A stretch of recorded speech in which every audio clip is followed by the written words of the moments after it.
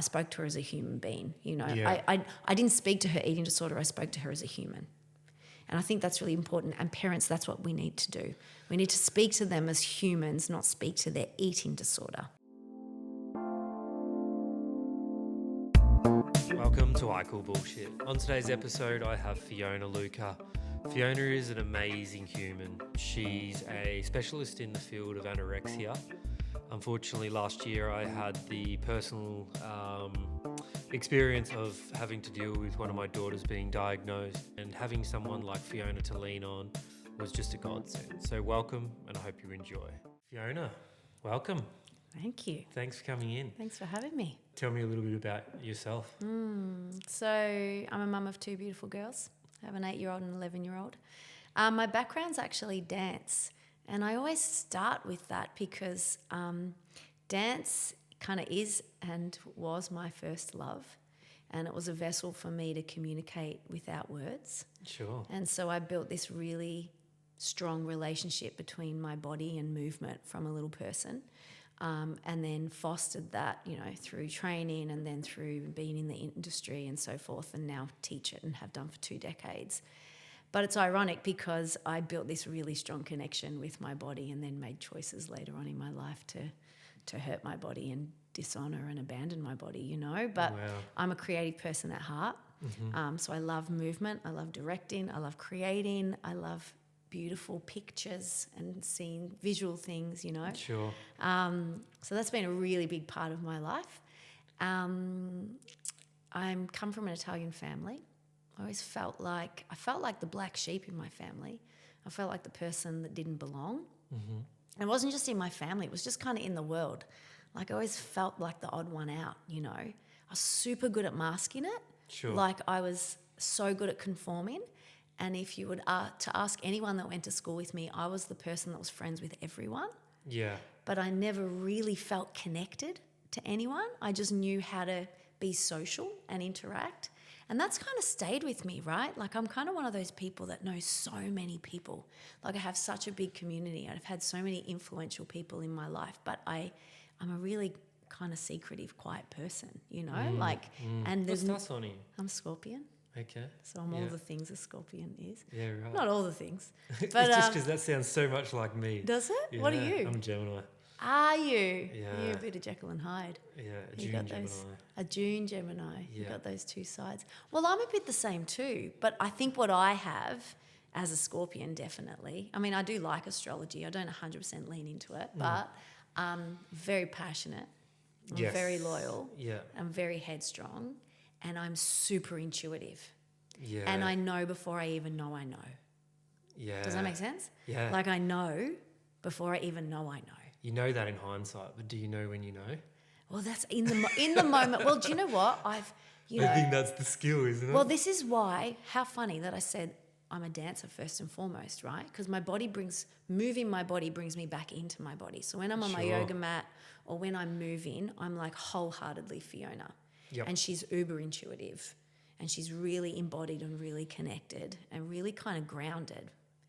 But because I masked so much growing up and because I felt like a misfit and didn't belong in the world that I'd been plopped into, right? Sure. I went into my head. And so everything became like this logical, practical thing as opposed to me feeling my way through life. And now, nearly 45, I feel like I'm really starting to undo the thinking Fiona and move into the feeling Fiona. It's a wonderful feeling. I think, you know, whether it be just the power of consciousness as being present now, it was never a thought of mine, you know, when I was 30. I guess I was always chasing the now, but I was never feeling it and truly there. 40s is good. 40s is good. How old are you? 47. 47. Yeah, 40s is good. 40s is good. Yeah, I feel like turning 40. It was scary. I was excited. Were you? Yeah, and I'm 40 more, I was too, actually. I'm more, hey? 40 I was too. Yeah. And I'm more excited to turn 45. I don't know, Really? yeah, for me 45, it's just like, okay, I'm like so close to 50. That means that I can just call a spade now. Do you know what I mean? Like I don't have to I don't have to BS my way through anything. Like, I'm 45. I'm an actual adult, official adult. I don't know. For Well, we me, do what I call BS. It's I call BS podcast. oh, yeah, right. No, I agree with you because you call BS on lots of things. Yeah, well, I mean, why not? Yeah. If it's bullshit, it's bullshit. Yeah. And you're right, because being present and living in the now, you will do that. You'll say, no, that doesn't suit me. And that's why when I was saying about the intuition thing, do we listen to it enough? Are we aware that it's actually happening? I mean, I'm super intuitive myself, but I have been guilty of not necessarily listening to it. So I like the fact that, you know, you're aware of it, and you know, through that journey, you've changed to appreciate it more. Have you always been intuitive?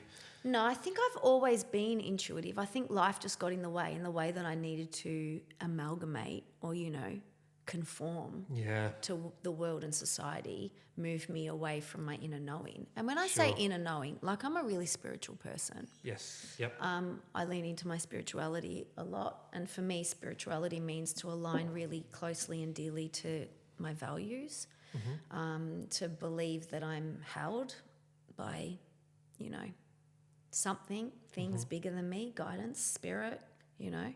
The creator. The creator. And my intuition is that guidance. It's the fact that I am supported. Like, I know this. I'm here purposefully this lifetime. I believe in past lives. So this lifetime, I'm here purposefully. I have things to do. I have fish to fry. You know what I mean? And lessons to learn. Lessons to learn, things to overcome, things to make peace with, you know, things that I've done previously that I need to now fix and change. So big part of my value system is accountability, right? Yeah. And, you don't know all those things, you know, and values was never something we spoke about in my family home. Like, it wasn't in our generation. Were you Catholics? We were, yeah. Yep. Yeah. Yep. So brought up with a faith. Brought up absolutely with a faith, not like raging Catholics where, you know, you're sinning, but absolutely right from wrong, but also right from wrong in my culture, right? So I grew up in a family where appearance was a lot, you know, what people saw of us, how people perceived us was really, really important. Sure. And so I guess that's where it came to, that I have to fit this mold, right?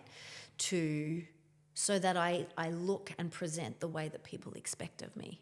Yeah. You know? Yeah. Whereas I feel like now in my 40s, I'm undoing all of that.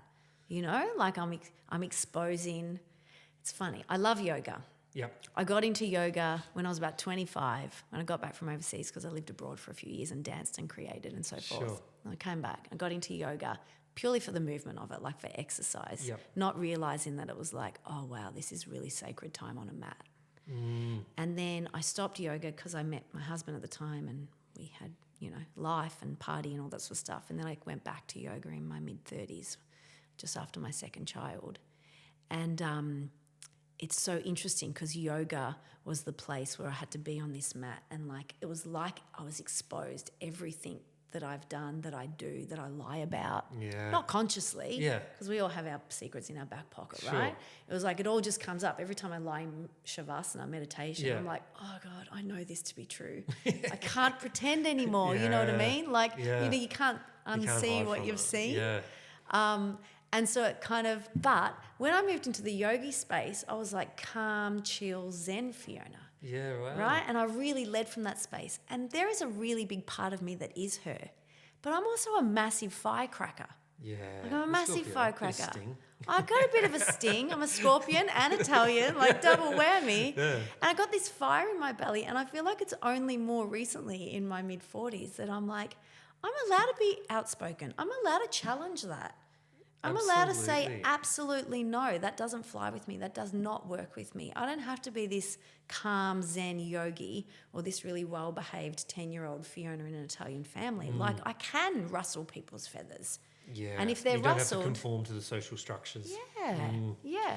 There is a lot of pressure, I think, on conforming or being what fits, keeping up with the Joneses, whether it's income, whether it's what car you drive or whatever. I think the beautiful thing is people like yourself are influencing and having an impact on potentially the next generation or maybe the one before that, and breaking the cycle. How exciting. Totally. Breaking the cycle.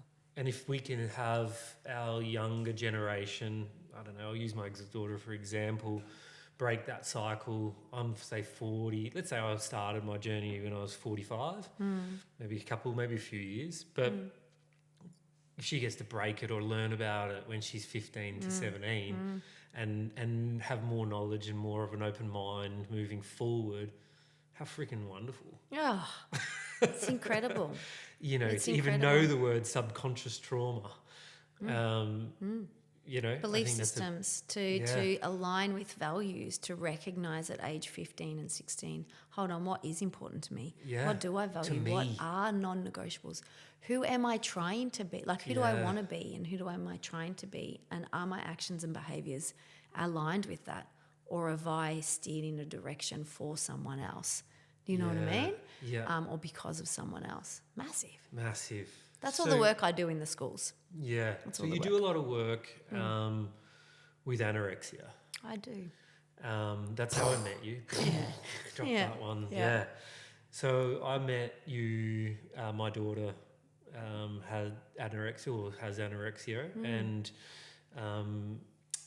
let's just say you're a godsend as far as having a voice of reason but also knowledge in a space where I feel is just so unknown. You know, how did she get here? What have I done wrong? Why would she do this to herself? So, and I don't know if I even know that now, even any of those answers. But tell us a little bit about how you got into that. Yeah, thank you. Because I have lived experience with anorexia. I was diagnosed with anorexia when I was 18 and a half. But the behaviours and the thought processes of anorexia, I mean, I'm just having a memory drop in now. I mean, they went from way back, maybe 10, 11 years old. Wow. I grew up dancing. Yeah. I was in an industry that was very exposing, and as much as dance was this vessel for me to communicate without words, you know, all my inner hurts and secrets could come out through movement. It's also an industry that's very kind of fickle in the sense that's very exposing visually. It's Correct, all visual, right? Yeah. Costumes are exposing. You're in front of mirrors every single day. You want to look the part, and the part, especially my generation growing up dancing, was, you know, teeny tiny and all of the above. And so ballet or? So trained ballet initially, and then moved more into kind of theatrical, so jazz, tap, and musical theatre and so forth. But I definitely started to spiral in high school. I mean, at that same time, my parents were going through their first separation. I was this misfit. I didn't know who I was. I was in a home where my creativity and my love for performing arts wasn't super fostered, because not because of anything, more so this is the lack of awareness of it and experiencing it. You know, neither of my parents are creative people. Sure, yeah. My sisters They were weren't supportive really, as much as they could. right? Yeah. And so, became kind of 16, 17 and hated the way I looked, hated who I was, like just felt so disconnected from myself, felt out of control in my home environment, felt out of control in so many places and spaces, was angry. Yeah. Was so angry, was angry because I don't think I was seen for the human that I was growing up. You know, that fire in my belly, it was suppressed a lot. It was naughty. It was too vocal. It was bitchy. It was mean, you know, and that's just because I didn't know how to express myself in, you know, kind, constructive ways. But what I was saying was my truth, Yeah, you that's know, right. Yeah. just kept getting pressed down. And so I became this angry, disconnected teenager, and then, you know, started wanting to connect to guys and thought, I know what I can control. I can absolutely control what I look like. Yeah, okay. You know? Yeah. I inadvertently didn't like myself. I doubted myself. So it was like this bid to be the better version of Fiona, to look better, to feel better, to maybe get more attention. You know, maybe there was a manipulation element in all of that as well. So anyway, I went down my own path and I starved myself. Like, it's as simple as that. It started with carbohydrates. And because I didn't have any carbohydrates, I craved sugar. So then I ate a heap of sugar, and then I realised that's not working for me. So then I cut everything out really except for alcohol and cigarettes. Okay. And that's kind of how it played out, you know. I cut everything out except for alcohol, cigarettes and boys, Yeah, you know. wow. And that's how I lived for the best part of 3 years. Yeah, I don't know okay. how I'm alive. Yeah. I don't know how I'm alive. Yeah, wow. And I was dancing like crazy, and I was getting gigs because I was tiny. I fit into every costume. I was little Fiona, right? Yeah. So I was in this industry that was almost fostering That's right. the way that I looked, Yeah. you know. And it's funny, you've said to me privately before, you know, we've spoken about the idea of the spirit. I've spoken about the idea of, you know, when we go down this path, this silent pain of eating disorder, you lose your spirit, you know. Yeah. There's nothing feeding your spirit energetically, literally food, you know. Yeah. And I do, there's images of me where, again, I masked so well, like my outer version of myself. I was buoyant, physically active, like dancing, like presenting. I speak well, you know, but my eyes were dead. And I can speak from experience. I've seen that spirit drop away, and it's almost like it's almost like exhaustion. Like I don't have the energy to even worry about that anyway. you So just don't. do it. Yeah. Let's just whatever. Yeah. It's gone. Yeah. There's no fight, no fire. There's no fight. There's no will. There's no fire. You've lost the essence of who you are. Yeah. You know what I mean? So, yeah, did that journey and was in an outpatient clinic for 3 years and connected with some really beautiful psychologists, dietitians, counsellors, people that had lived experience that were in the house that I would go to frequently. And then I got clearance to go overseas, and that kind of was a bid for me to reinvent Fiona. Sure. And it was a blessing in disguise. I lived overseas for more than 3 years, and came home for one part of it with the intention of coming home, and was like, no, I'm not done. So I went back and got to just be the version of me that I wanted to be. And then I came home and built my first business, and professionally all that trajectory went and so forth. And, you know, the food element, it dissipated. It didn't go. Sure. It's never gone. I'll be really honest. It's never really gone. I'm still really mindful of how I eat. I'm still a little bit structured in the way that I do that. So explain that to me, because there's a I guess a thought or a theory behind it being almost, so anorexia being a third party, an influence on your being. So like a little devil on the shoulder telling you. So when you talk about it's still there, does that mean that the influence of that little devil is still there, continually? Yeah, but it looks trying to influence, or yeah, and so he's smaller. You know, when it's you're a he. Does he have a name?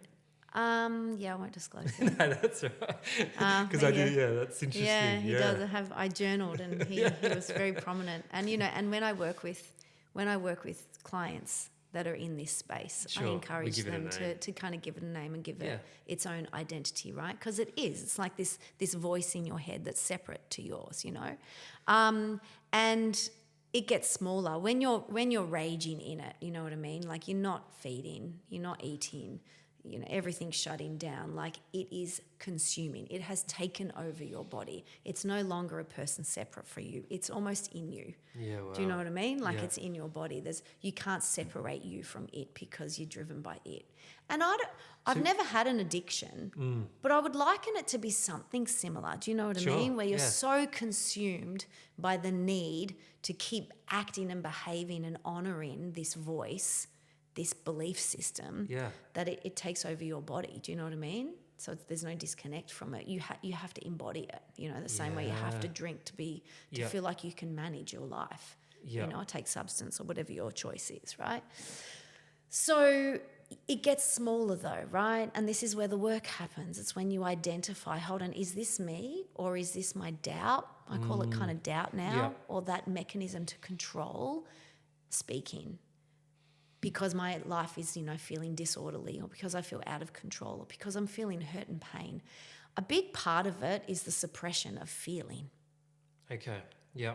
So, you know, me knowing my mid-40s, you know, clearance from it for a really, really long time, but it had obviously manifested in lots of other ways. Do you know what I mean?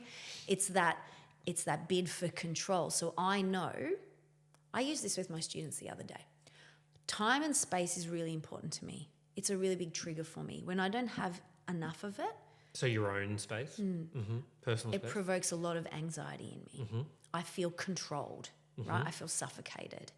And then I spiral into sometimes internal feelings that make me feel really discombobulated. And so I almost move quicker. Do you know what I mean? So I'm not being very present, I'm not being very conscious, I'm not being very grounded. Do you retreat? Yeah, 100%. Yep. Dissociate and retreat, you know, and that's a really big part of the eating disorder as well. Do you know what I mean? Yeah. Like you are told to disconnect. So it is a silent pain, and you lie through your teeth, right? To just push everyone away because you don't want to be exposed. You want to keep all of your secrets, so you dissociate, right? And the idea of connecting with someone, just the idea of it is draining, you know? So I was saying to my students the other day, you know, so I know when I start to elevate, like I activate, when I start to feel activated, I know I've said yes to too much. I know there's too much in my schedule or in my diary. I know that I'm not being present to my life, right? And I've just gone now in the hamster wheel. Yep. And that's when I start to become really controlling, like with my food, with my exercise, with how close I allow people to be. And I call that my eating disorder. So it's not necessarily setting boundaries for your self, as in... for instance, exercise. Let's say I want to exercise, but my partner, I don't know, let's say they don't have, you know, the afternoons off. They work nights and I need to try and fit in my exercise. Am I being selfish by doing so? Or am I setting a boundary by doing so? And so I think people struggle with that. And when you might disconnect from yourself rather than others. Lean into others falsely to disconnect from yourself. 100%. Which is... Are we such interesting, complex creatures? Yeah. Well, I think the It's difference... fascinating. Well, based on that, I think the difference for me is like I know when I'm exercising from a place of control because I feel out of control compared to when I choose to go for my runs or I choose to go to yoga through choice. Yes. Does that make sense? Yeah. So, no, I'm with you, right? Well, as a spiritual being, you are important to you. 100%. 100%. And independence is really important to me. Yeah. And like I said, that space is really important to me, and moving my body, and like you, I know you resonate with me, is important to me. Yeah. So I'm not, and it makes me a better human ultimately. I'm just talking about the navigation of like that controlling mentality from the eating disorder. But, you know, now I have the awareness of going, oh, okay, right, Fiona, clear some space in your diary. This is ridiculous. Why did you keep saying yes to this? You know what I mean? Yeah. And it playing out like that. But well, that's interesting in just saying that because I don't have anorexia and I don't have that little devil talking on my shoulder and I struggle with those things. So imagine having a third influence on that on top. It's on steroids. It's on steroids. Almost unbearable, and I can see where it's it dulls the light because it's exhausting. It's so exhausting, you know, and I got into the space. Back to your question, I went on crazy tangents. Sorry. We love tangents. I love tangents.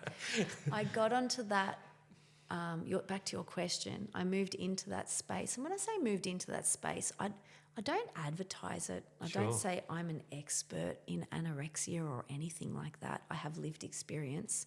I do therapy work and support emotional work for young people and mentor them and for all people, right? I'm studying spiritual counselling. I'm a mind-body therapist. I've got a Dip in Positive site. I've worked with young people my whole entire life. I know them inside out, back to front. All of those hats I wear then drive me to do what I do. So I don't advertise as being an expert in that space, but what I do know that I do is I see that client in front of me, the sufferer in front of me, for what it is and for who they are in that moment, because I understand. Yeah, lived experience, It's that lived experience, it's that resonance, and I can make sense of what they're saying. None of what they're saying surprises me, and I think I hold the safe space so safely that they feel safe to disclose the truth of what's happening for them, as opposed to when they go and get support in Western medicine, which serves a huge purpose in that space, right? Absolutely, we need intervention through Western medicine and doctors and psychologists and so forth to support those sufferers.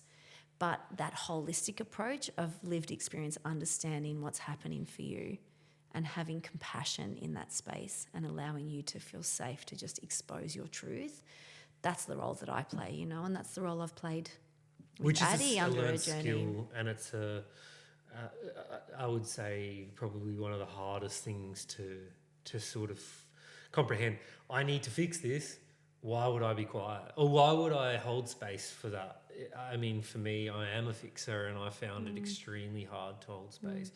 And I had an aha moment when I was sitting in another meeting, and you know, just to give context, my daughter was sort of having about 5 appointments per week with different doctors, therapists, yourself.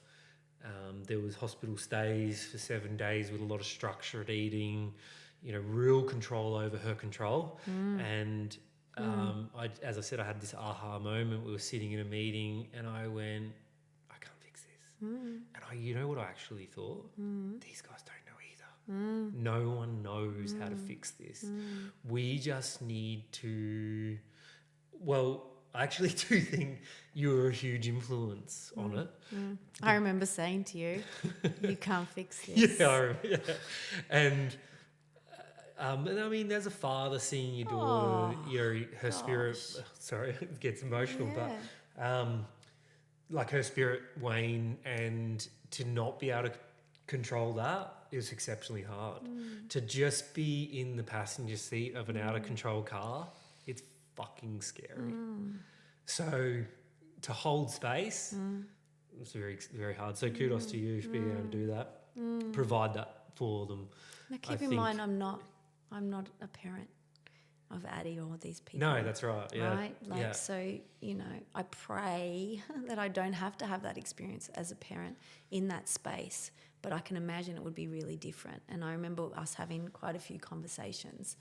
And, you know, there's compassion. There's so much compassion there. I mean, That's such a good point, is that you've lived it, not live what I've lived. No. They're two totally different. Two completely different things. Like you and my mum would have great conversation, right? Like, and when you're, and, you know, when you're suffering and when you're starving yourself and when you're essentially depriving yourself of life, you know, and there's no life left in you and your loved ones are seeing that, you are aware of that. You are aware of the pain that you're causing on other people. And that adds to this guilt and shame of like, I am a useless, worthless person. And it keeps suppressing. You know, look what I'm doing. You know, it's almost like your eating disorder is like, job well done. Good. Look, it's working. It's working, yeah. You know? And I would say that is actually bang on, because even to the point where hunger becomes a job well done. The 100%. pain of being hungry. Oh, there's a joy. I have memories of the emotion I felt when my tummy would rumble. Excellent. Really? Excellent. Yeah, absolutely. It's like excellent. How long now can I push from rumble to next feed? How long can I push that out? Do you know what I mean? So unpack that for me, just that little bit there, because that is fascinating in the sense that you're hungry. Most people go, grab something to eat, whereas you're feeling almost a win. 100%. And so do you dismiss, or are you dismissing the side effects from that hunger? For instance, I don't know, let's say hair growth, or are they just factors of the win that you just get used to and almost praise or almost celebrate? Sure, as in the other effects of it. Yeah. Because you're starving yourself, which is a win. Sure. But from that, there's a side effect being that your body is getting skinnier. Reproductive system is shutting Correct. down. You're losing missing hair. periods, You're you're doing adding this, hair here. You look pale. Look, for me, the hunger and the watching myself get smaller and smaller. And do you know what? It wasn't even watching myself. Like my turning moment was when I saw myself for the first time. It was actually more about the way the clothes fit. Like the baggier the clothes felt, the win-win-win. Wow. Right? And you never go and buy smaller size. You keep that size and it just keeps feeling baggier and baggier and baggier. Yep. So you'll notice that a lot of people that have disordered eating wear really oversized clothes. It's not like you go and flaunt your tiny body. You wear oversized clothes, right? Because it feels... I would even argue that some of them are hiding it. Yeah, 100%. Oh, 100%. So you want it, but you're almost hiding it. Yeah, 100%. I don't ever remember the feeling of hiding, but yeah, that's absolutely part of it. Yeah. But so the other side effects, like it's you don't care. Because remember, you've lost any love toward yourself. Do you know what? That's the bit that's really hard to come back. You know, I spoke about the devil on the shoulder and it gets smaller. The smaller it gets, the more you grow in love for yourself. And so therefore you're just the light's shining brighter for love for yourself than it is from the little third party. Correct. Yeah, well, so the more you love yourself, the more you give love to yourself, accept yourself, honour yourself, respect yourself, the smaller the eating disorder gets. So I'm not at a point quite yet where I have full 100% love for myself. And I know that because I still have, and they're few and far between, but I still have moments where I waver into my self-doubt or my own, deprecating thoughts towards myself or so forth. And they're not even remotely close to what they were. Sure, yeah. But they're still there. But they're still there, right? And you know what? That statement, there's going to be so many people that listen to this that resonate with that. Yeah. Right? It doesn't have to be defined as an eating disorder. There's a lot of us that don't have don't have all this love for ourselves, right? But isn't that the intention? That's my intention, like this lifetime, to grow in love for myself 100%. And in love in general. Yeah. Right? Yeah. It makes the world go round. But how can you give it, and this is why it's played out in my relationships in my life. How can I give it wholeheartedly, unconditionally, to someone else if I can't give it to myself? I don't think you can. I actually think that's a real problem with relationships now, and I think that we try and almost fill the gap by getting it, like as in being selfish, by wanting it from someone else to fix it for us. So when you talk about self-love, you talk about I'm a big believer in a 10 out of 10 day, for instance. So what can I do to make my day a 10 out of 10 day? What can I do to make my daughter's day a 10 out of 10 day? Potentially my partner. And it could be, hey, I've had a shit day. Or my partner, let's say my partner comes home from work, she's had a shit day at work. Let's go out for dinner. I know you love the restaurant around the corner. Maybe I'll run you a bath and get you a glass of wine. Instantly doing the things that we love to do lifts our spirit.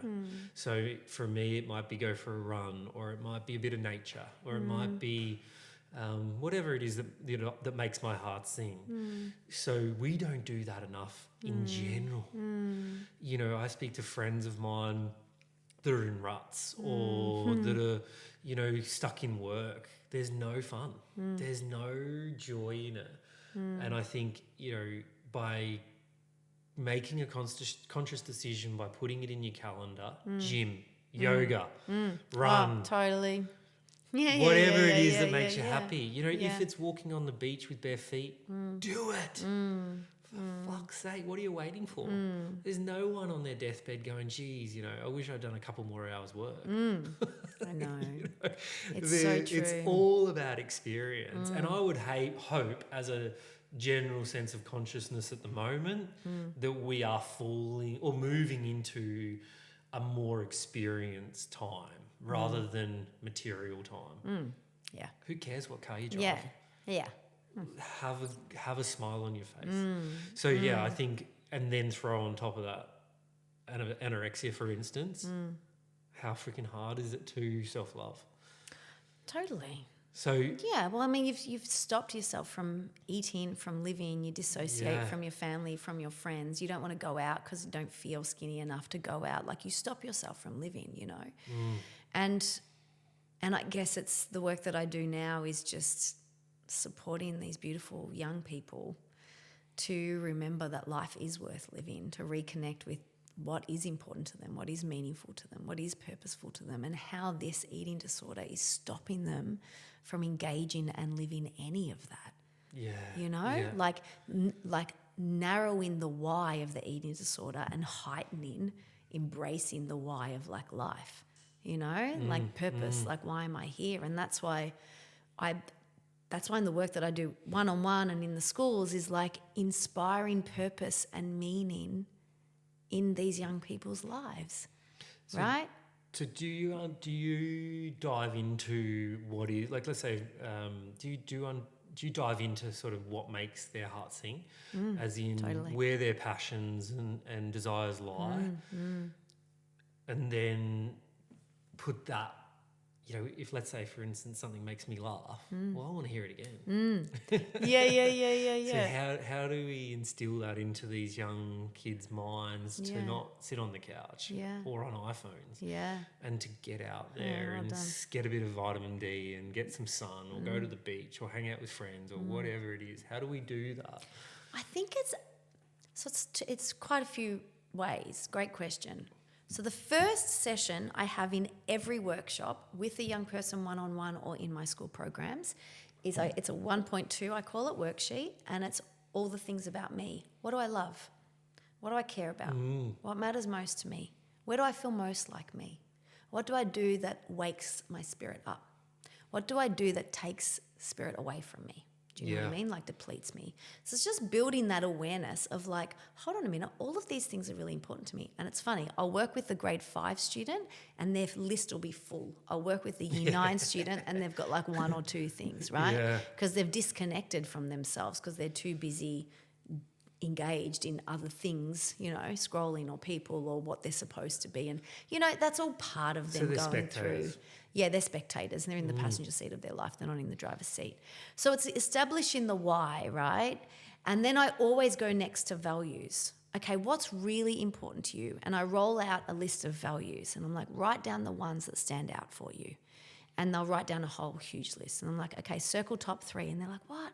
4? Okay, maybe 4. Circle top 4. Yep. Okay, now tell me, when these values are not met for you, how does it make you feel? And instantaneously they navigate their triggers. Yes. Because they're like, honesty is really important to me. It's genuinely really important to me. It's one of my top values, right? Yep. Honesty. Like, I call bullshit all of the time. You know, someone's talking to me and I'm like, sure. Authenticity is so important. It's so important, right? So honesty, okay, how does it make you feel when someone's dishonest to you? You know, it agitates me, you know. How does it feel when you're dishonest with yourself? I never thought of that. So then what we do with the values is we're like, we believe in them, we want other people to respect them, but do we lead by them? 100%. Right? That's so powerful. Otherwise we're just talking about values. And then we the speak third, of integrity, but we're not even living it. we're not even living it. We're not even living what's ourselves. And that's the biggest feat. Like if I talk about I'm a spiritual person, spiritually, I have my spiritual values, right? My job this lifetime is to be able to lead by them as much as possible. The more I lead by my values, the more I'm growing. The more in alignment you are. Yep. And the more I'm growing, right? So if honesty is my top value, yet I'm still having conversations with people and who are saying black and I'm saying, black too, but I believe red. Yeah. Do you know what I mean? Yeah. I'm being dishonest. Of course. If I'm saying that's yes, not evolving. That's not evolving. If I'm saying yes to going out to dinner with this person on a second date when I really don't want to, I'm being dishonest. Do you know what I mean? True. Like it's like it's, and it seems so small, but it compounds. It's so common. big. Everyone does it. And it's so big, right? Imagine the empowerment of just being like, no, I don't want to do that. Or do you know what? You like black and I like red, and that's okay. But I like red. Yeah. I think that there's so much power in that. And I think when we talk about intuition before, I think not so much maybe, but, probably for women, a lot of women will entertain out of politeness rather than security. So I'm feeling my gut scream, I need to get the fuck out of here, but I'm going to be polite here and hang around. 100%. I mean, why? 100%. I don't want to let them down. I don't want them to make feel. I don't want to be rude. To think I'm rude. Yeah. Get out. Very much. Yeah. That is a huge trait of women. Yeah. You know. I mean, in saying that, we also want to be able to be submissive. Now, don't take this the wrong way. When I say submissive, I mean feel safe enough in an exchange with a partner, with our family, with our friends, to just surrender and not feel like we have to control the situation. Do you know what I mean? Absolutely. And that can be intimately, that can be, just the through yin and the yang, isn't conversation. it? 100%. You need to have a bit of both. And you know that, I mean, I know when I can't be submissive, when I can't just like, then I'm in that heightened state, right? Like my nervous system is on edge because there's something here that's making me feel unsafe, unstable. I'm perceiving threat ahead, right? Yeah. But then the third piece with the young people is, okay, sure, they don't want to go outside because they want to be on their gaming the whole time, right? Or scrolling their phone. Okay, why? That's the question I want to ask you young people. Why? What is that replacing or giving you that you can't access somewhere else? And for the most part, often with the gaming piece, it's connection because they don't know how to do that outside of this sacred, protected space, which talks a lot about social, it's very prominent in neurodiversity, but it talks about social cues or the ability to feel safe in other people's company, communication skills, all that sort of stuff. Or it's disconnect and dissociation, right? I'm doing this to numb all the noise out there because I'm totally overwhelmed and overstimulated. Yeah, okay. So I come into here to retreat and to get peace. Or their idea peace. Because the rest of it's too much. Because the rest of it's too much, you know? And there's merit in that. The irony in that, though, is that peace is through, it's false. Blue light and stimulation. So there's no peace. It's just deflection. And it's a dopamine hit as well. And we're getting a fix of potentially validation. I think that's a huge one. How many likes have I got overnight? I made a comment. Was that funny? That validation, where's that come from? Is that always been a thing? Have we always need to be validated? I guess competition creates that. I guess, maybe missing out on that through our upbringing. There'd be a lot of contributing factors to that, but is it more common now? The need for validation. Yeah. I think you even said to me before we started chatting on this, I didn't want to disappoint my mum. I wanted to please my mum. Yeah. Disappoint her from my bad behaviour. Yeah. So I wanted her to believe that I was a good person. Yeah. Do you know what I mean? So that is a little bit of validation. Do you know what I mean? True, I want her to see the version of me that she wants to see rather than the version of me that is making choices that she might not approve of. Does that make sense? I'm fascinated by all this because I think upbringing plays way more part in our we are, in our essence of who we are today. Yeah. I mean, I see a kinesiologist and he said, were you born or conceived from a place of love? I mean, just that's fascinating. Yeah. And then, whatever the answer is, it will then, move through who you are as a person. Are you seeking love? Because you weren't. Or do you know what I mean? What's your relationship with love? What were you taught about love? Yeah. And, to the validation question, I think a lot of it has to do, because I've been a bit of a people pleaser in my life, right? I think a lot of it has to do with the fact that maybe growing up, you weren't accepted and embraced for exactly who you are. Yeah. Or who you were. So then you people please. So then you mask or you morph into the version that's going to give you the most love. Yeah. So then we still do it, right? So we're still not, living by integrity. This is where I was saying, I feel like now I'm finally arriving at a point where it's like, do you know what? I was suppressed as a younger person because I was very vocal and I was boisterous and I was uber charismatic and I was melodramatic and I was a drama queen. Do you know what I mean? And it's not like I'm about to embody her, but it's like I'm allowed to have this spirit and this fire and be a bit noisy or be a bit controversial, right? Yeah. And if it's too much for you, then that's okay.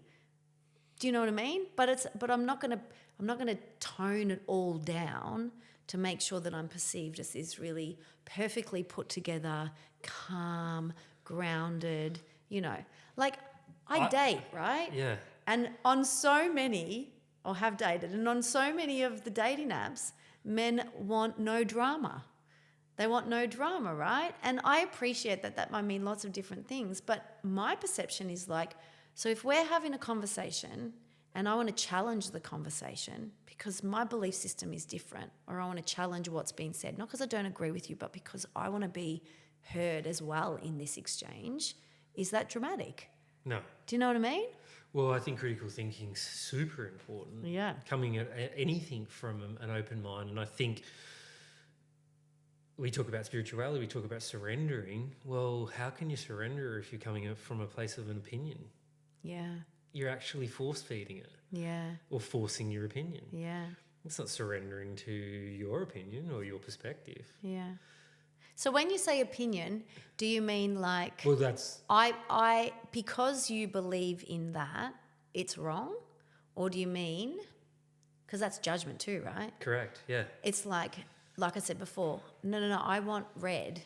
I like red. I believe in red. That's right. Red's really important to me. And you're like, I can totally see your point, but for me, it's black. Yes. That's... Yeah. Well, it would be what's you that? being on a date and you having an opinion on something, red or black, and you feeling comfortable enough to say, I like red. So, you know, you have to be able to put forward your opinion, but also have an open mind to the fact that they like black. 100%. So Yeah. maybe you need a black and red couch. Yeah. Never. Yeah. Yeah, but I think Yeah. having an open mind to other people's thoughts, perspectives, I mean, the two things can be right.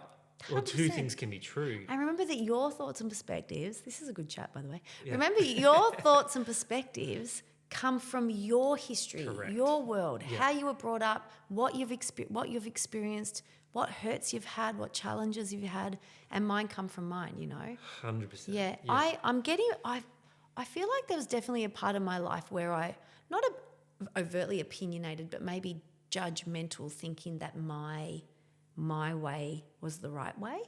Do you know what I mean? I agree, yeah. And yeah. not considering someone else's perspective based on their lived experience. Do you know what I mean? Like, it's basically like what we just said. I can hold space for Addie and my other clients, and I care and I'm compassionate, but there's a non-attachment there to me because there's no cord between me and Sure. Addie, right? She's not my daughter. Yeah. And then I can say to you, you can't fix the problem, but you're going, you have no idea what this feels like. Well, I don't think anyone does. Yeah. And that's where I find this topic so fascinating and I think beneficial to hear. In that if you had mentioned anorexia to me 2 years ago, oh, did I? Yeah. But to have lived through the experience of watching over every single meal,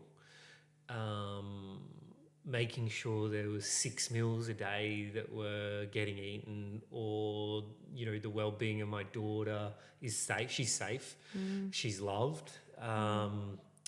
That in itself, just to go through that process with her was an absolute huge eye-opener. And that's only my perspective. I'm not living it. I'm only living it as trying to care or fix and accommodate and protect.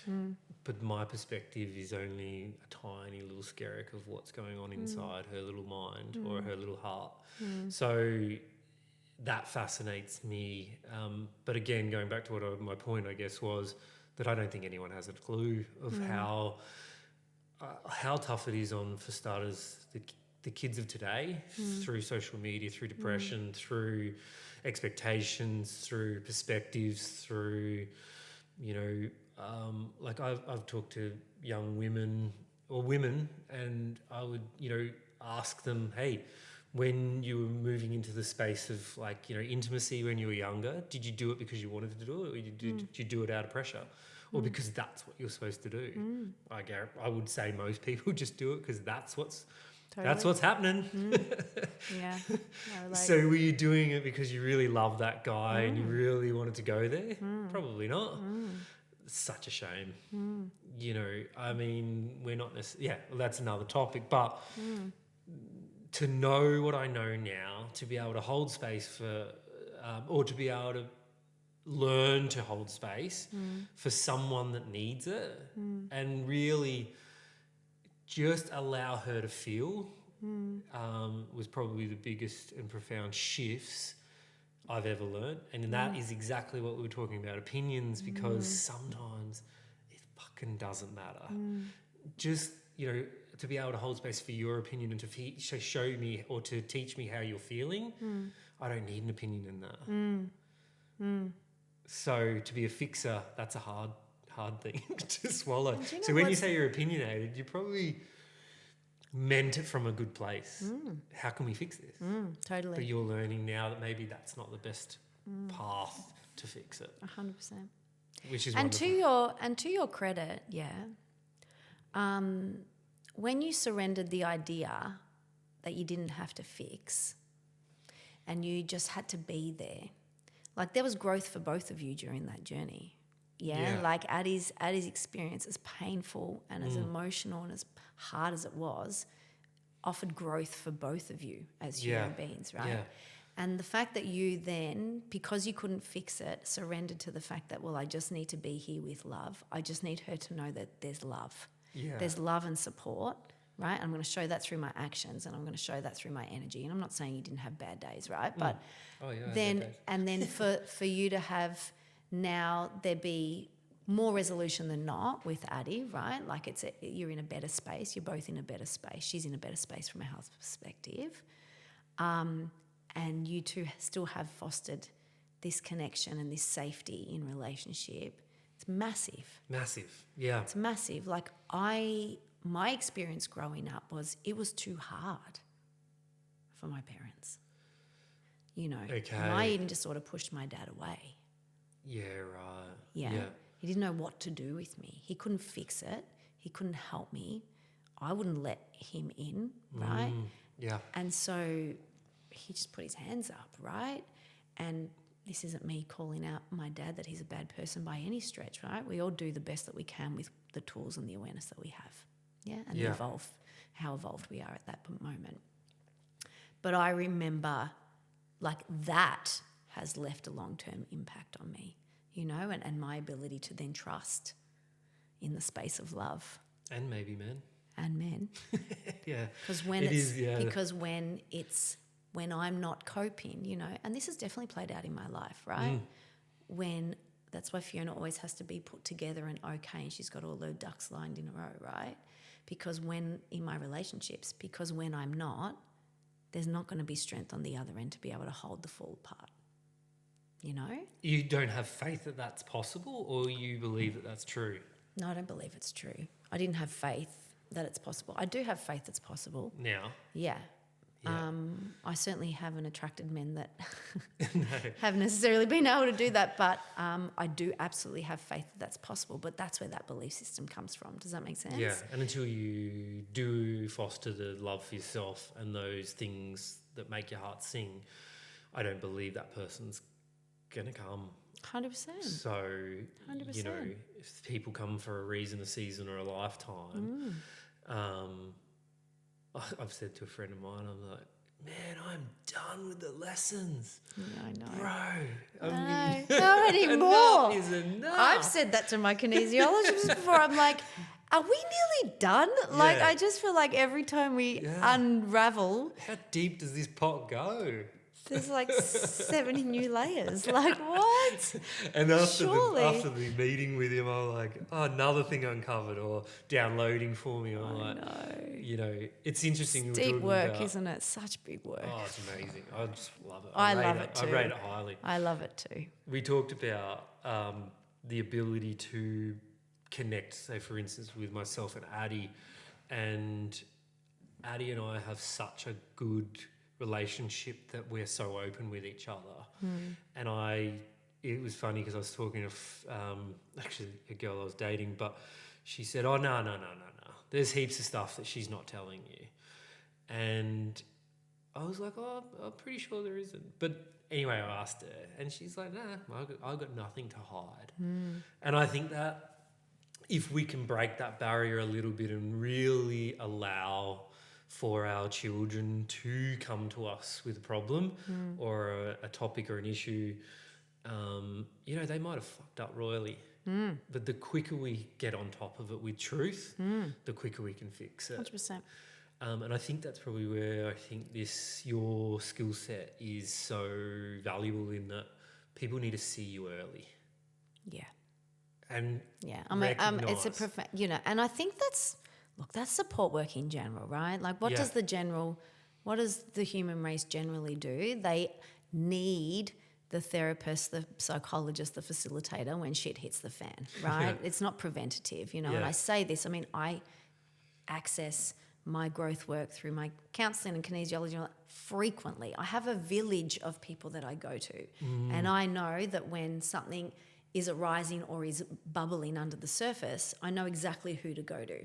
What modality, they're all holistic. What modality, what person, what I need. Do you know what I mean? So that I can get on top of it so that it doesn't bubble over. You've got the tools set up ready to go. That's fascinating, because in business you will have a mastermind group. You might have 100%. an accountant, Yeah. a lawyer. Yeah. You've got people you'll lean on depending on the need. Yeah. What about you personally in your emotional world? None, probably. Yeah. You know, until we start to dive a little bit deeper, and whatever triggers that need, or no, not even need, because we all need to, but whatever triggers the actual motion to do that, that's fascinating in itself. Yeah, totally. What is it that happened in life for you to start reading that book, or to start meditating, or to reach out to a therapist? So life's always happening for us, right? Yeah. Like the teachers, when you're ready, the teacher arrives, whether it's a book, a yoga class, a retreat, or a psychologist, right? Do you know what I do find fascinating? Because I do a lot of youth work, and often the parents come to me and they're like, we have no idea what's happened. Here is my child making all the wrong choices, doing all the things in all the strife. Yeah. It just went pear-shaped, you know? And it's that I've spoken to you personally about it. It's that holistic approach, which is how I really appreciated the way that we worked with Addie, right? Because I worked closely with you as well. Yeah. It's that holistic approach of like, don't underestimate the impact.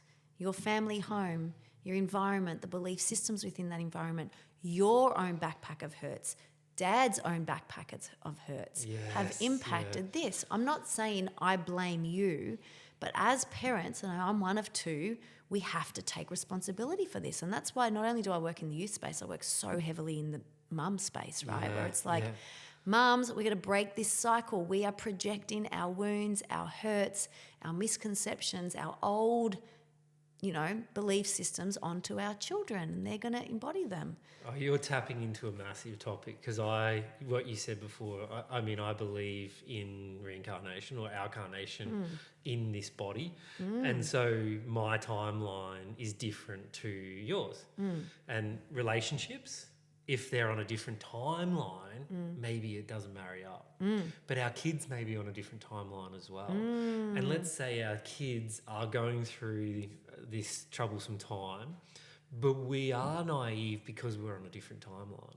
So our soul's... When you say timeline, do you mean evolution? Yeah, or our soul's journey. Evolution, yeah. So if our soul is, like, I believe my daughter Addie is much older soul than I am. More evolved, yeah. More evolved than I am, yeah. And so, our kids usually are. So therefore I'm chasing to catch up, right?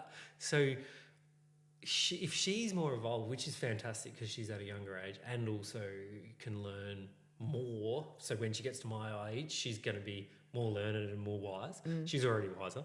But you're saying that the parents need to have a look at their own behaviours and actions and pot of crap. Yeah. But if they're on a different timeline, they might not even be ready to actually explore that.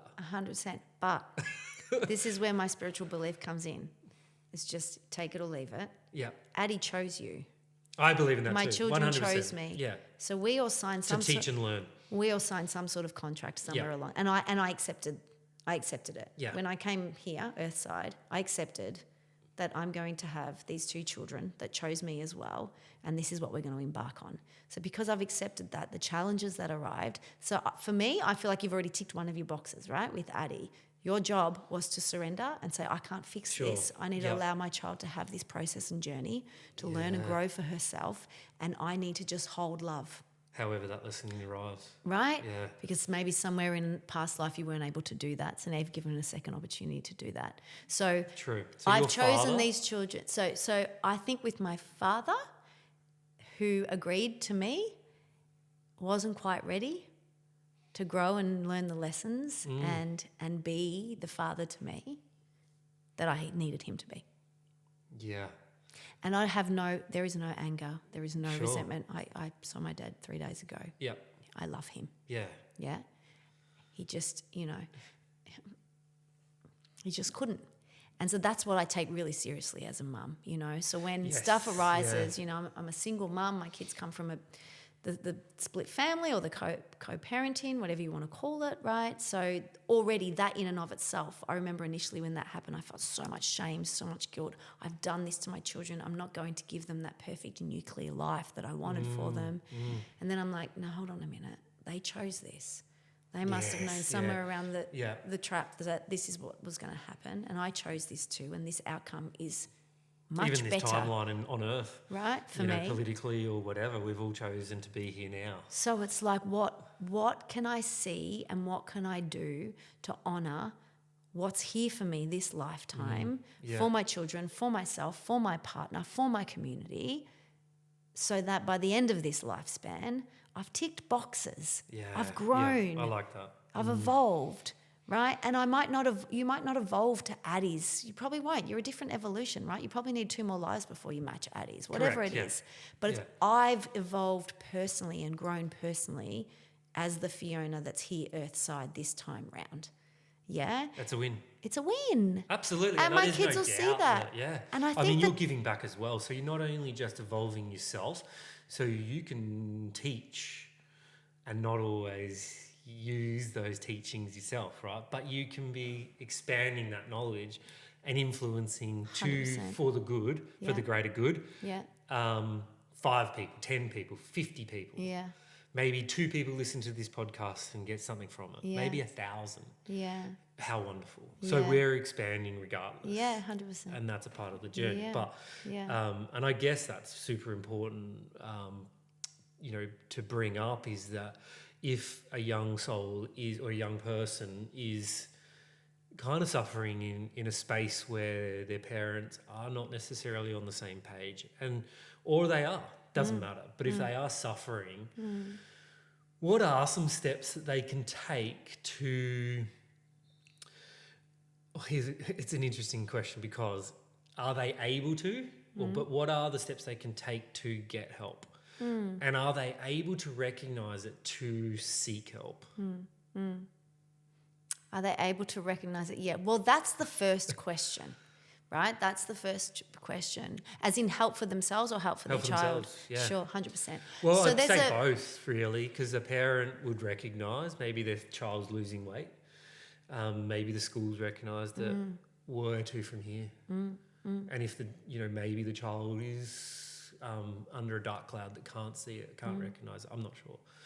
I think the first thing you'll notice, and this dropped in for me just then, and if I think back to my own experience, when you start to move into the space of suffering, you start to become extra secretive. Yep. So lie-in increases. So watch out for that. Lie increases, yeah? You start to build the ability to put on a facade. Now, if you know your child well, if you have been watching your child as they've grown up, you understand their behaviours, you watch their tics, you watch their triggers, you understand their reactions, you know where they come from, you've had all those beautiful inquisitive communicative exchanges with them as they've grown up before they've reached this point, then you're going to have a handle on it, right? You're going to see it way before it's too late or way before it's progressed to a really dangerous state. If you haven't, there's a humble lesson and learning for you. Start watching. Start watching your children. Start seeing them. Start jumping out of the equation and stop focusing on how it impacts you and start seeing them for who they are. Yeah?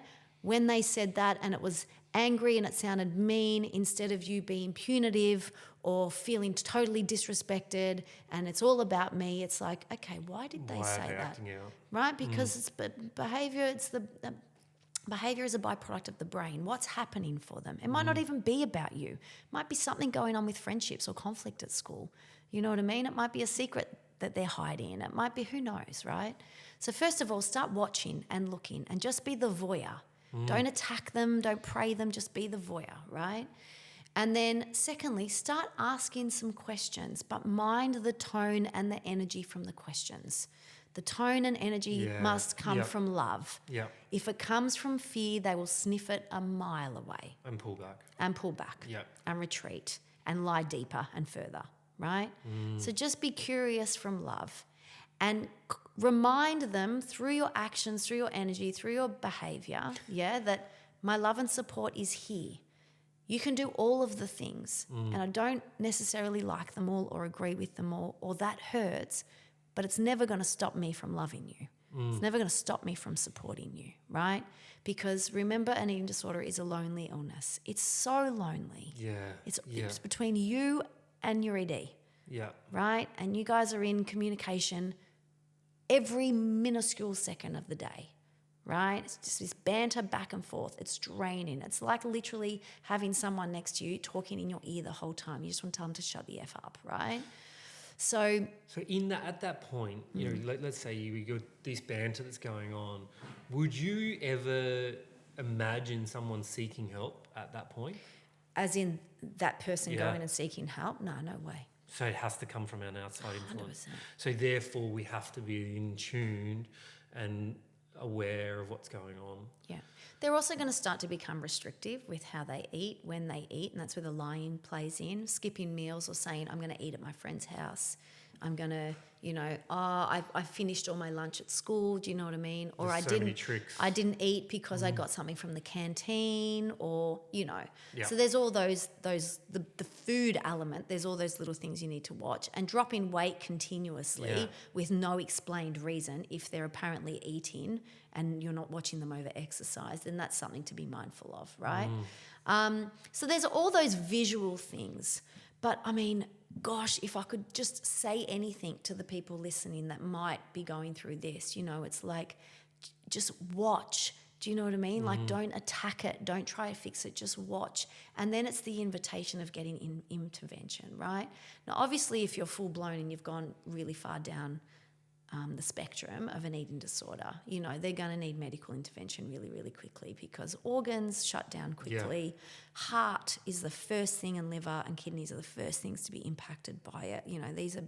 These are major life-threatening organs that need to be functioning, right? You're not fueling them. They need to go and get their OBS. You need to go and see a GP. You need to get them looked over, and that's a non-negotiable, right? They've got to go there kicking and screaming, really. Do you know what I mean? Unless they're a grown adult and they're refusing.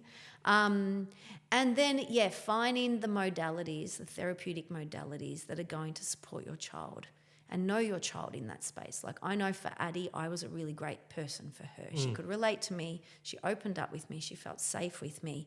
But there was a process for us to get there. Of course, yeah. And I didn't attack her with, words and names and diagnoses and things like that. I spoke to her as a human being. I didn't speak to her eating disorder. I spoke to her as a human. And I think that's really important. And parents, that's what we need to do. We need to speak to them as humans, not speak to their eating disorder, right? Because their behaviours are their eating disorder, but we want to help keep them identified. And keep them here. Yeah. So if we keep them as a human, yes, we're keeping them present. Correct. Rather than falling back into. Yeah, rather than taught. And remember, a lot of the treatment is treating the eating disorder. So the eating disorder is getting the airtime. Yeah. So in that airtime, my eating disorder is getting treated, but Fiona's not given any airtime. And remember, I said to you, when I got clearance, I went overseas, and the first thing on my mind was, it's time to re-identify with myself. Yeah. I want to create Fiona again, because she's been lost and absent for 3+ years. Yeah. So I can tell you, as a parent of someone that got warned first of all from school, we've got concern about this and this, blah blah blah, and it happened quickly. So weight loss happened quickly, but as far as who to lean on, I had no idea. And that was petrifying. And I was almost running around in the dark, banging into walls, not knowing where to turn. Everyone that I kind of reached out to kind of had a different opinion and a different theory of how to fix or how to, mend. I read books, I watched movies, I was watching, trying to research how to fix. But I actually found it more overwhelming because of the differing opinions on how to approach it than I did beforehand. And so that's where I think, having to have someone to lean on, to have the knowledge that, it's probably going to be a long journey. That's something also that was terrifying. You know, this could be 1 year or 30 years. And to kind of, I guess, to prepare for that navigation. But as a parent, I think that's valuable in that recognizing it. Now, what the fuck do I do about it? How do I help my child? Be present for them, be open-minded, allow them time and space to talk about it. But, you know, like what you're saying, but where do I lean? And you know, it's funny as you were saying that, and I know you and I share the same experience in regards to, you know, a split home. But I remember saying this to you. Throw that element in there as well. Well, right. I remember saying this to you, and while you're talking, I'm thinking about it in my own situation, and I hope that if a time like this was to arise with my children, right, that me and their father could come together and be the support system that the children need, you know. And I think that's something to think about, you know, as parents, as split parents, whatever relationship you're in, right? Ultimately, children have a mum and children have a dad, well, for the best part, right? There's obviously, you know, variance to that, but I'll just talk from a mama and a dad, or two parents, right?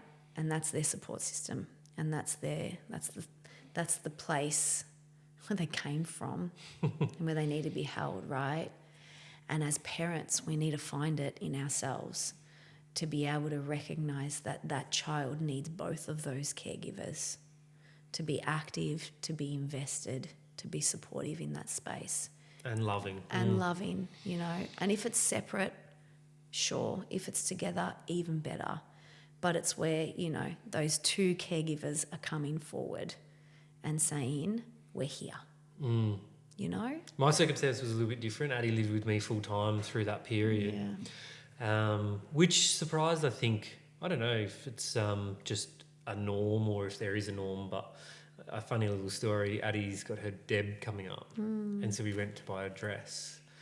And the lady said to Addie when they're in the changing room, she goes, "What's going on with this? You know, your dad's here with you."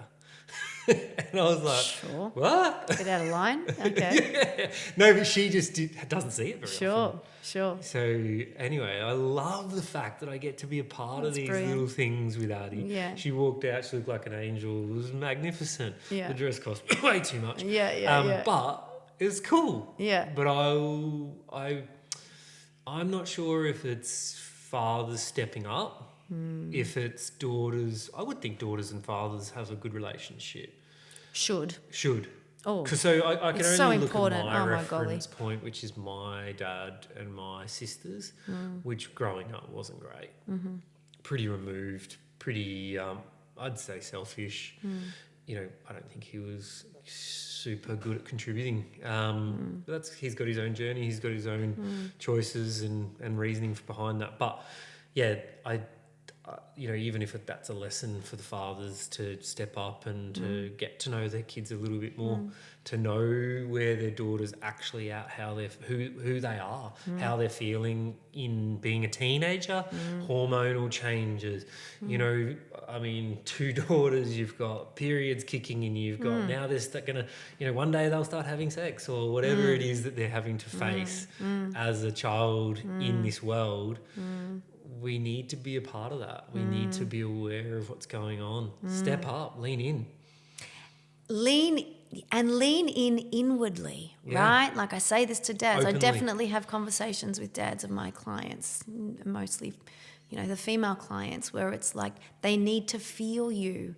Love is a felt experience, right? And yet step up, ask the questions, be present, take them to get the dress, all that sort of stuff. But ultimately, they need to feel your love. And unless you have access to your own emotions and you're willing to be vulnerable in that space, they're not going to connect with you at that depth that feels trusting in love.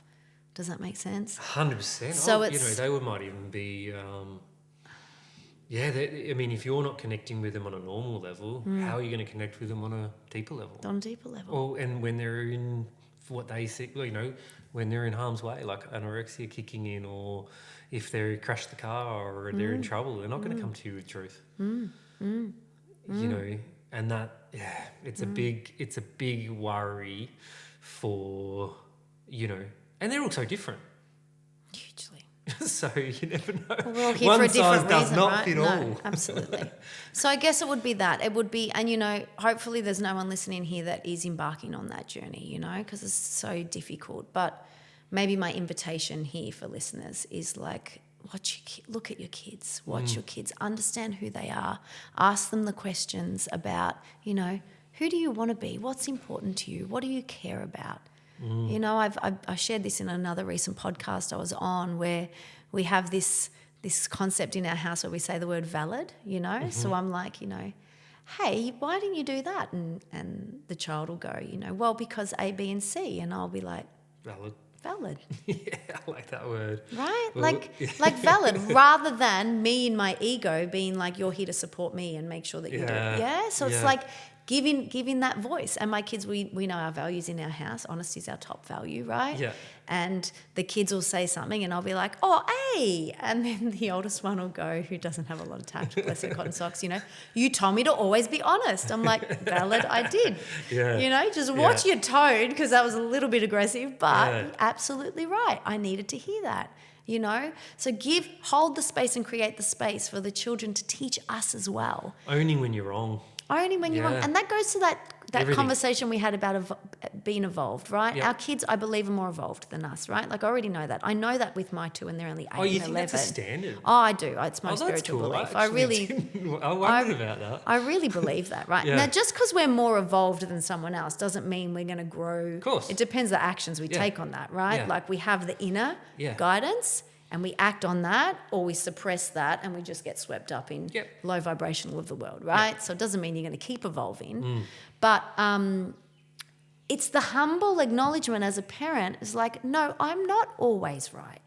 I have a whole podcast called Talking Youth. And the reason I created it was to create a platform for young people to have a voice for us to learn from. That's why I created it. There's a great platform, and probably going back to my earlier question is where do we find resources to lean on or lean into? Because I think, we can read up, we can, try and research as much as we want, but I think finding someone that suits, because it's not, not everyone's going to suit everyone, but maybe that's a great place to start. Is the podcast. So Talking Youth. Yeah, Talking Youth. Yeah, you can pop it in your links. It's a great podcast. Can they connect through that, to you through that? Yeah, well, so my business Talking Youth is my company, but I run through Move with Fiona. So I've got a website, movewithfiona.com.au, and you can book through there for, youth mentoring or emotional support sessions. I do healing work as well, Hanuman healing, which is really powerful. I do it on a lot of young people too, when they're so in their head and the emotions are so stuck and the emotions need to move. So I do some body healing work so the emotions can move, so then we can go back to the cognitive space without being so blocked with these emotions, It's really powerful work. So, there's lots of avenues, but start asking questions. I mean, the best place to get to know your child is to understand who they are. I really like that, and I think a client of mine once said to me, he has 15 minutes at night, every night with his daughter. He's a single dad. And it's for her to just unleash whatever's going on. And they do not miss it. And I just think, what a fantastic tool to get, not only to get to know your daughter or your child, son, but to just connect. Totally. And to just listen. Be able to go with it. And you know what else is funny? I don't know if you can relate, but single parenting, it's busy, right?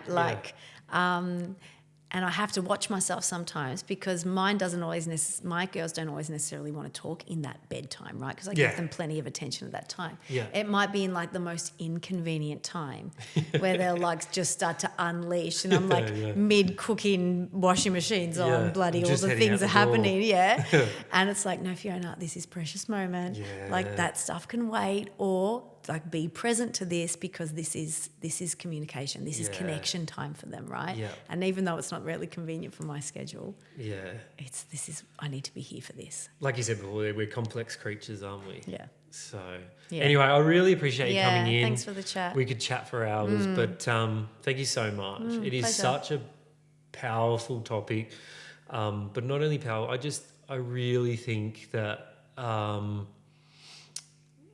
it's something that we just don't know about, right? So, and I actually don't think even going through the process, know either. Do you know what I mean? Like, I think it's just, having that disease or illness, anorexia, unless you do experience it, you just can't know how it feels, what emotions are coming up, how to battle it.